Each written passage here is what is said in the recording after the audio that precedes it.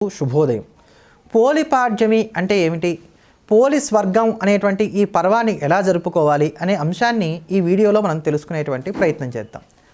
కార్తీక మాసంలో నెల పొడవునా 30 రోజులు కూడా శ్రద్ధ కలిగినటువంటి స్త్రీలందరూ కూడా ప్రాతకాలంలోనే నిద్రలేవటం, ఆకాశంలో నక్షత్రాలు ఉండగా కృత్తికా దీపాలు పెట్టుకోవటం, అలానే కార్తీక సోమవారాలు, కార్తీక పూర్ణిమ, ఏకాదశులు ఇటువంటి పర్వటి రోజుల్లో చక్కగా ఉపవాసం ఉండటం, ప్రతిరోజు సాయంకాలం వేళ శివాలయానికో విష్ణువాలయానికో వెళ్ళి అక్కడ పెట్టేటువంటి ఆకాశ దీపాన్ని దర్శనం చేసి రావటం, ఇటువంటి నియమాలన్నీ కూడా పాటిస్తూ ఉంటారు. కార్తీక స్నానాలు, దానాలు ఇవన్నీ కూడా.